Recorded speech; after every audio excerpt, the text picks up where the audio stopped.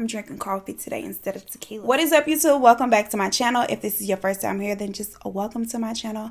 Go ahead and hit the subscribe button because you will not be disappointed. Today's video is another true crime story, and it's a good one. Like, it's a good one. Probably one of the most interesting that I have researched. And it just irks my soul that it's not been solved. Like, I want to know what happened. A group of 9 students went on a hiking ski route trip, and they pretty much were all found dead, and nobody knows what happened. And it's just the most peculiar set of circumstances that you could ever imagine.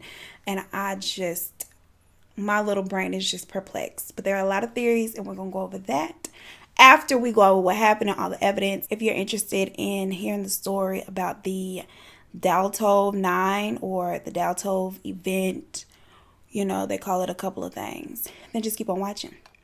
I might be pronouncing this wrong. I don't know. I think I said Dyatlov. I think it's Dyatlov. I don't know. I'll put it on the screen and you just do your best at trying to, pronounce it. The story is, in 1959, a 23-year-old radio engineer major put together a group to go on a hiking little ski excursion. There were 9 other students in addition to him that started out on the trip. All of them were grade 2 certified, and this excursion was going to have them certified as a level 3, which is the highest, and that's after you've completed like 190 miles. So they weren't new to this, okay? They were true to this. This particular route was considered a category 3, which was considered the most difficult.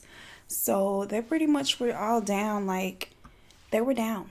Now on January 27th is the day that they officially started their excursion. I don't know if you can call it an excursion, but I'm gonna call it an excursion today. The very next day, 23-year-old Yuri, who suffered from like a number of ailments, fell ill. He could not continue. He was like, girl, I'm about to go back to the house because it's all too much. He had some joint pains, and he was just like, you know what? I'm out. So he turns back, and the rest of the crew continues. And this is where things get crazy because none of them were seen alive again. Now, the group were keeping diaries and tape of their excursions. So up until the point that they disappeared, authorities were able to recount like what happened up until the day that they just vanished. Kind of like the Blair Witch Project kind of thing. So on January 31st, the crew approaches the bottom of a highland area, which is supposed to be the mountain that they were going to climb. And it's like 6.2 miles up.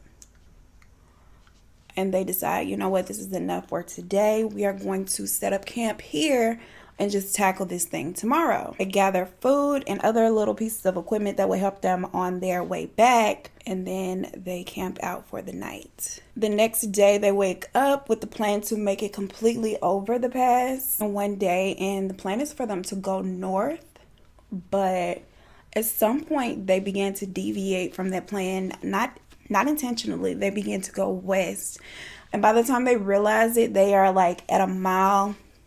They're at a mile up, but they're not going north. They're like going west. So they're like, you know what?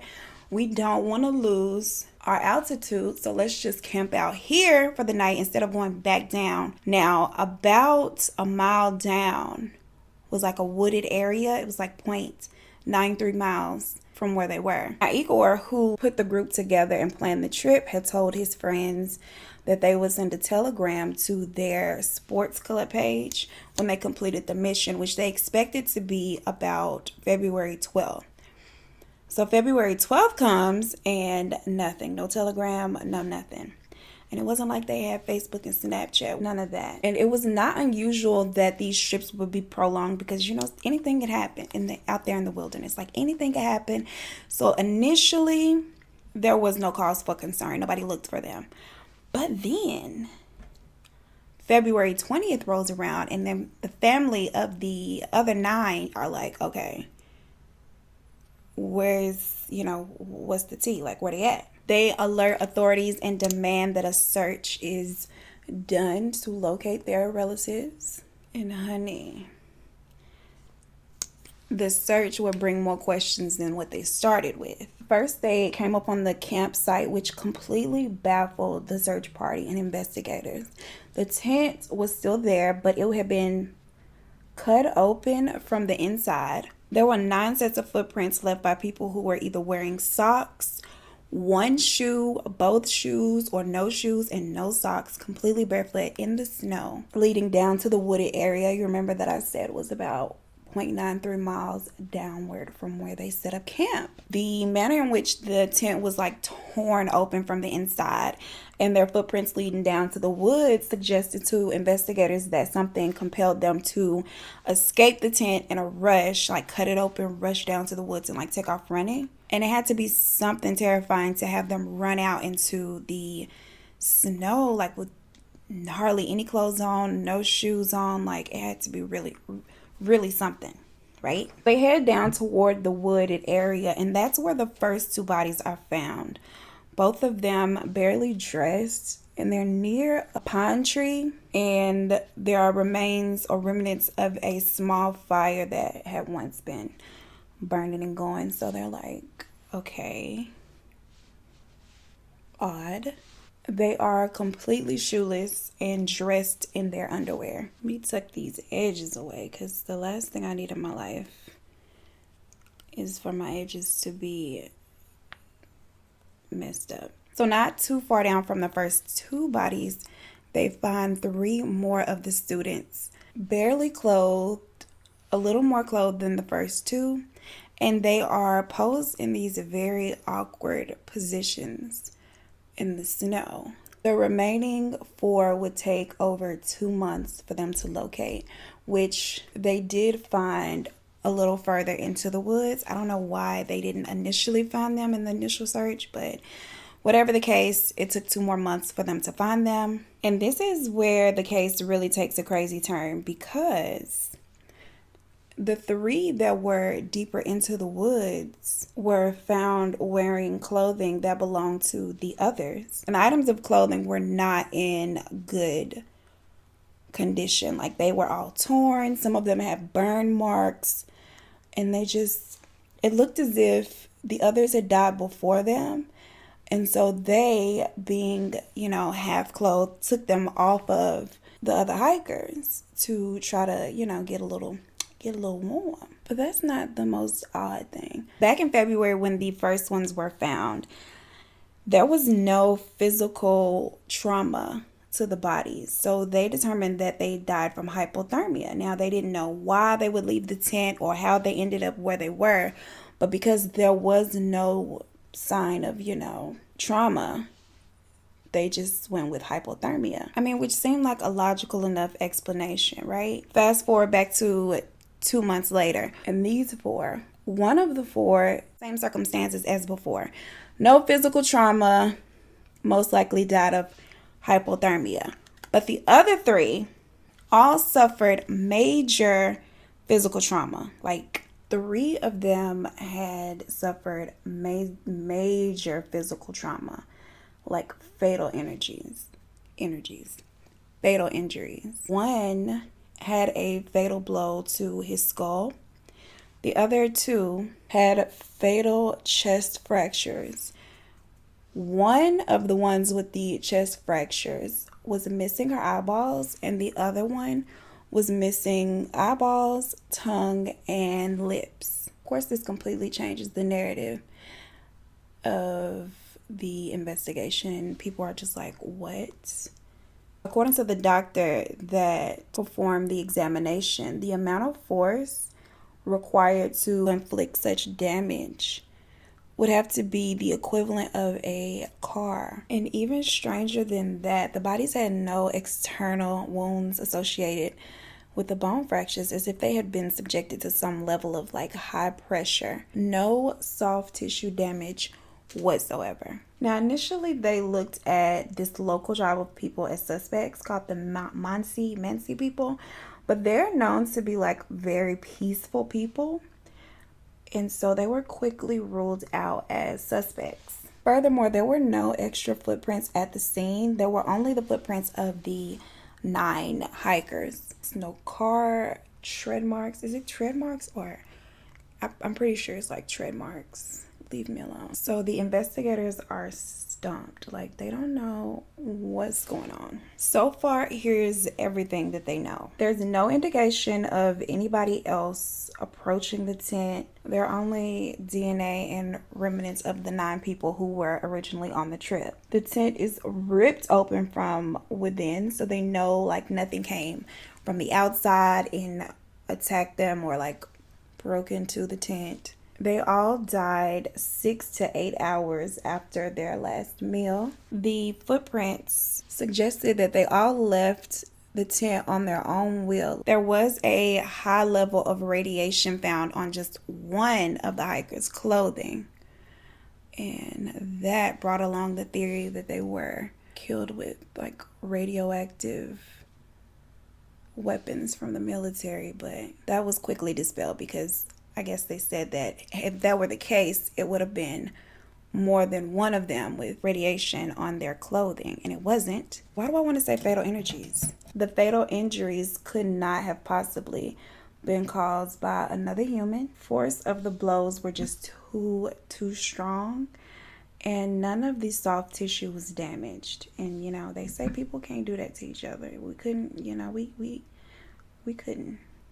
We would be incapable of inflicting such pain and injuries on one another. So there's that. No outward physical trauma at all, which is so weird.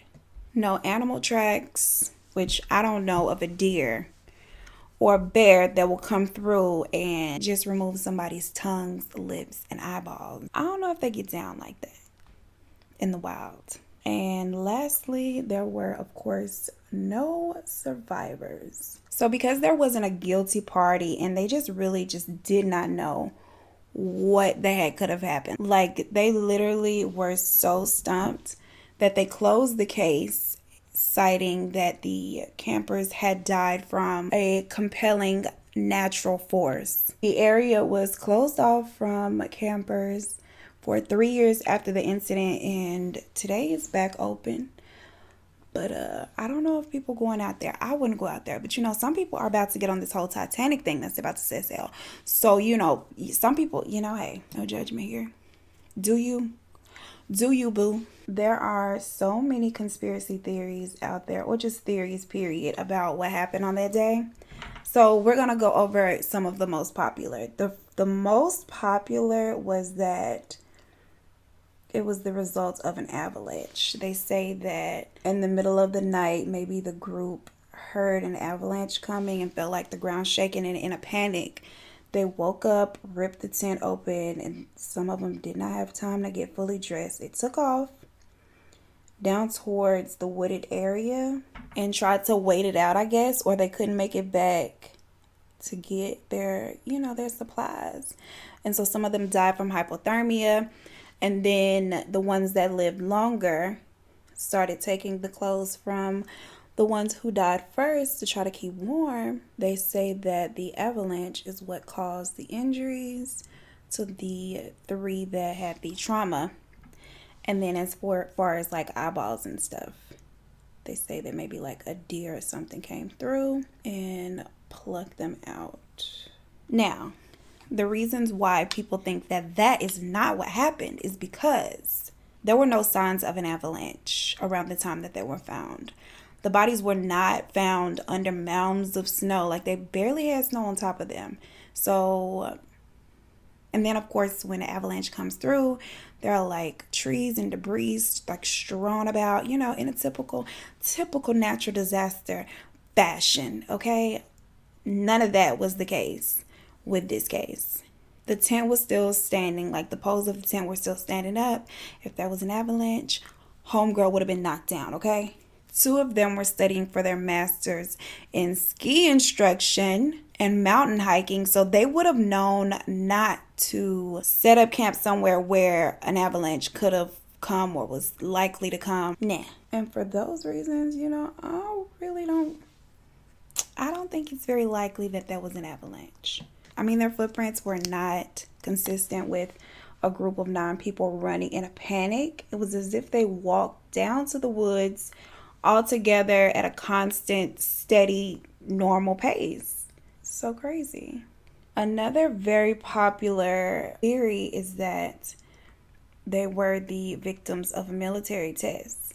Now, I know it sounds crazy and it might sound like a conspiracy and, oh, don't blame the military, but it's a very compelling theory. Now, Soviet parachute mines, I don't know if you're familiar. I wasn't familiar before I started researching this, but there are these bombs that they drop from parachutes and they detonate in the air before they hit land. So they send out these like extremely violent, hardcore shockwaves through the air, and that's how they do their damage. There was something called the parachute mine exercise where they were testing it out, and the campsite does fall within the path of the location that this exercise or experiment was going down during the time that it was actually going down. And there are records that they were there during the time that these parachute mines were being experimented with. The shockwaves produce signature injuries that are very, very similar to the injuries that the 3 hikers had succumbed to. Heavy internal damage, little to no external damage. In this theory, they still say that they feel like scavengers, be it animals or just weirdos, have come through after the fact and confiscated the eyeballs, tongue, and lips of the one and the eyeballs of the other. Child, they just gonna make this a deer issue. They just gonna make it be a eyeball collecting Bambi out here in the wilderness somewhere. In this theory, they say that maybe the sound of the parachutes dropping or maybe one of the parachutes detonating nearby awoke them in the middle of the night, and they got up to, like, I guess see what was going on, what the tea was, and they ended up making it down to the woods, getting separated and just not being able to return for supplies. Some of them dying from hypothermia, then of course the others taking their clothes to try to save themselves, but you know, they all die. Some of them from injuries, from that signature injury of the parachute mine. I think that sounds the most reasonable. That and the aliens, because I really think that there are aliens out here. Sometimes I feel like they're watching me do stuff and I just can't see them. Like, they're like studying us and I'm just here making coffee and they just looking like, bitch, what are you doing? Writing on a little notebook, judging, studying. Other less likely, a little more crazy sounding theories is that there's some Russian Yeti out there who did this to them. Where are the Yeti track marks then? Where they at? It was obviously either the aliens or the Russian government, and they were just like, oops. Alright, so this is the finished look. That is it for this video and this story. I really want to know what you think happened. Like, what do you think happened? I'm stuck between the aliens and the Russian government, okay? I'm leaning a little bit more towards the government. You know what? Now that I think about it, I think this is the second mystery that I have done that involves the Russian government. And that is no coincidence, but it's going to be my last because I can't go missing. And clearly they know what to do and how to do it and how to get away with it and cover it up. I got a whole son. That needs me, okay? Who gonna take care of Blue if the Russians come through, okay? Who? Speaking of taking care of Blue, I haven't fed him today, so I'm about to go. I hope you liked the video. If you did, don't forget to give it a thumbs up, comment, share, subscribe if you have not, all of that. And before you go, check out some more videos. I'll leave some at the end of this one. As always, I appreciate you watching, and I will see you in the next one. Peace.